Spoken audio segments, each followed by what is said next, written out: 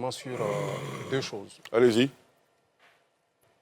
Bourgi dit que Laurent Gbagbo a craché au bassinet.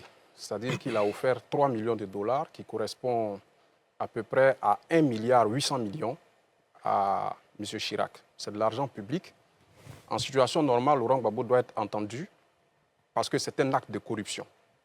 Mais nous allons passer dessus, puisqu'il y a quasiment 20 ans que cela s'est passé. La deuxième chose, c'est concernant les élections présidentielles. Je vais rassurer M. Apali, qui dit qu'il n'est pas dans le secret des dieux.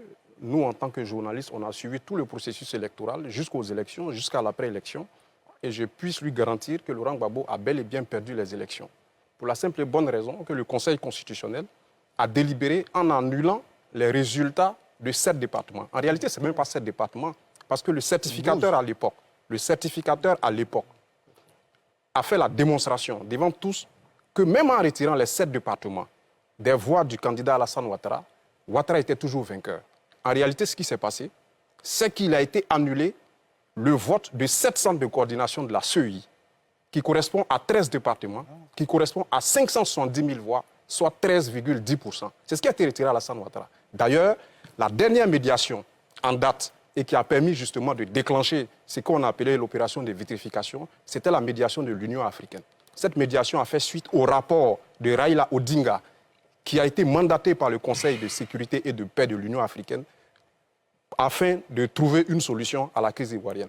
Raila Odinga est venu en Côte d'Ivoire, j'étais à l'aéroport international, quand il a fait sa déclaration avant de s'envoler pour Addis Abeba pour établir un rapport devant les membres du Conseil de sécurité et de paix. C'était le 29 janvier 2011. C'est à la suite de la déclaration de Raila Odinga que le Conseil de sécurité et de paix a décidé de mettre en place un groupe de travail, un groupe d'experts, chapeauté par un panel de 5 chefs d'État, afin de venir entendre les différents acteurs et démêler les chevaux de la crise post-électorale.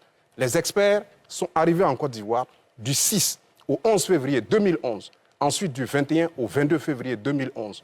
À la suite de leur arrivée, ils ont rencontré tous les acteurs. Ils ont rencontré Laurent Gbagbo, ils ont rencontré Alassane Ouattara, ils ont rencontré le représentant spécial du secrétaire général de l'ONU, Choi, ils ont rencontré le représentant spécial du facilitateur, Bouraïma Badini, la CEI, le Conseil constitutionnel et les acteurs de la société civile. Alors, qu'est-ce qui s'est passé? Ensuite, ils ont même consulté les PV. Ce groupe d'experts a rendu sa décision en confirmant la victoire d'Alassane Ouattara sur la base de ce que tous ces acteurs à l'heure ont dit, sur la base également de la consultation des PV.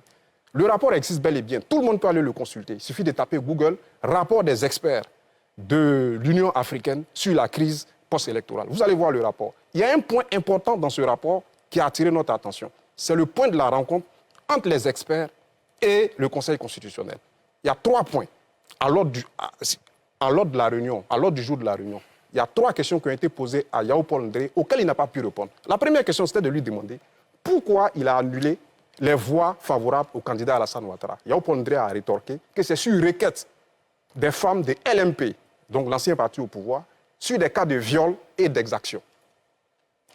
Il y a un expert qui a posé la question à Yao Paul Ndré, comment on peut violer quelqu'un en plein jour dans un endroit aussi public qu'un lieu de vote?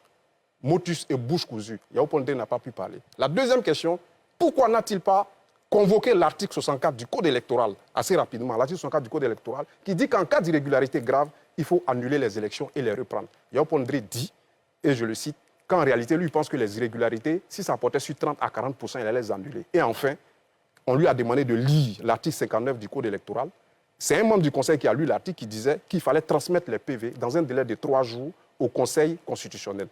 Mais le membre ajoute pour dire qu'en réalité, eux, en tant que Conseil constitutionnel, ils ont mal interprété cet article-là, qu'il n'était pas question de proclamer les résultats dans les 3 jours, mais plutôt de transmettre les PV. À partir de ces éléments, le groupe d'experts a conclu que Laurent Gbagbo a bel et bien perdu les élections. Donc, ce que Bourgi dit, il ne dit rien de nouveau. Il dit ce que nous tous, nous avons entendu. Mais ce qui est bon quand même de relever pour que tout le monde le sache, c'est qu'il y a eu du faux, il y a eu de la forfaiture. D'ailleurs, Yao Paul Ndré est venu dire qu'on était tous possédés par le Satan. Il était le seul à être possédé par le Satan. Très bien, parfait.